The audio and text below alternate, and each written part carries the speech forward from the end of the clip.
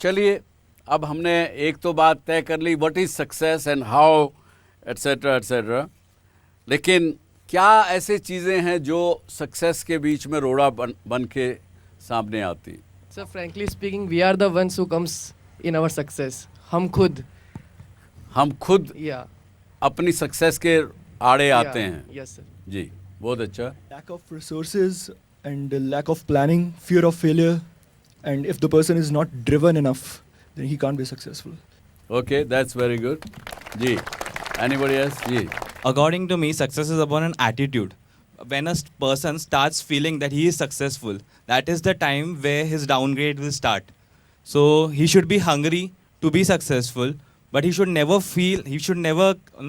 come to know that he should never believe that he is totally successful. Once he'll start thinking that I am successful, that is the time from where his downgrading will actually start. Very good, very good.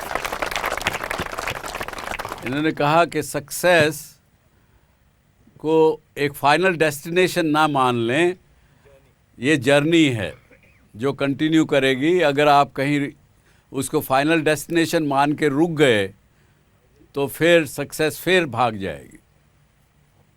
Very good. So according to me, we are actually measuring success with money, which is wrong. And that is exactly what is stopping us from succeeding. If we shift our focus from money to actually creating value. क्या सोचना चाहिए? Creating value is also money. किस term में आप money value create करेंगे? Creating value in what we do. जो हम काम कर रहे हैं उससे सोसाइटी को क्या बेनिफिट हो रहा है, वो अगर हम कर पाए तो सक्सेस अपने आप आएगी। हमें काबिल बनना है।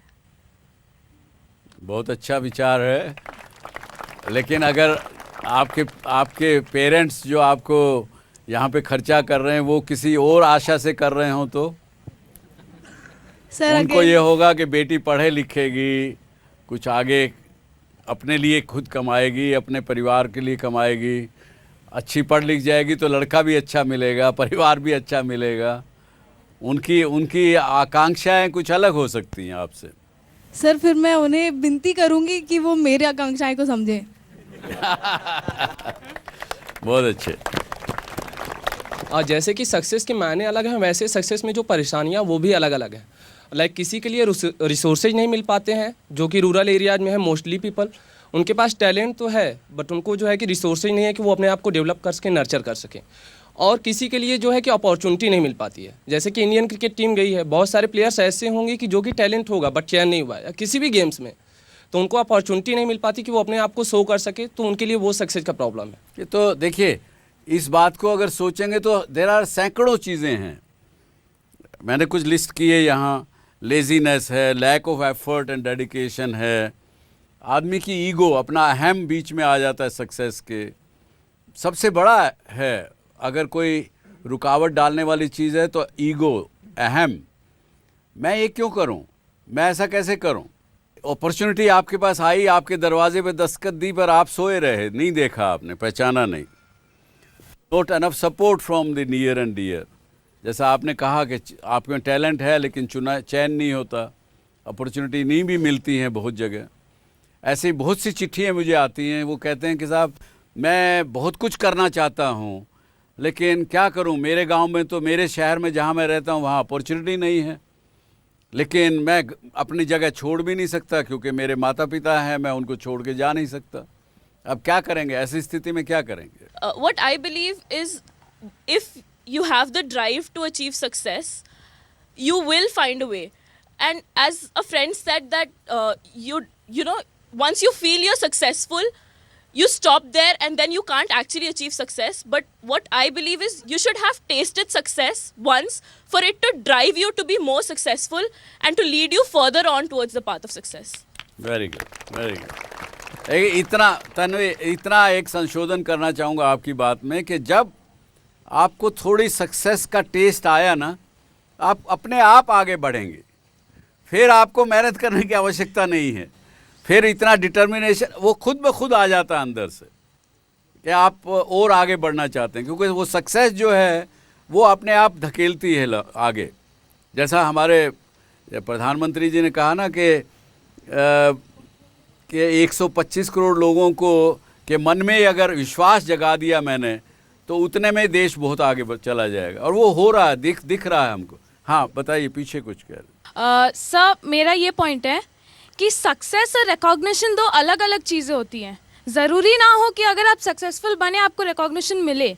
बहुत लोग यहाँ पे ऐसे हैं, या फिर इन जनरल भी, जिनको सक्सेस और रिकॉग्निशन दोनों साथ ब साथ चाहिए। कल मैं सक्सेसफुल हूँ अपने लाइफ में, बट मैं ये फील नहीं करती क्योंकि मेरे को रिकॉग्निशन नहीं मिलता।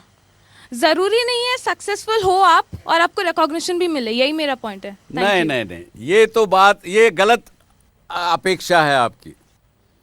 यदि कोई व्यक्ति अपना, you are doing your best, you are giving your best at anything, किसी भी काम को जब आप करते हैं बड़ा ध्यान से, बड़ा विचार से, अपने सारी ताकत लगा के उस काम को यदि करते हैं, और आपको पता है कि मैंने I have given my best shot, even if you have not succeeded, you are still a successful person according to my thinking.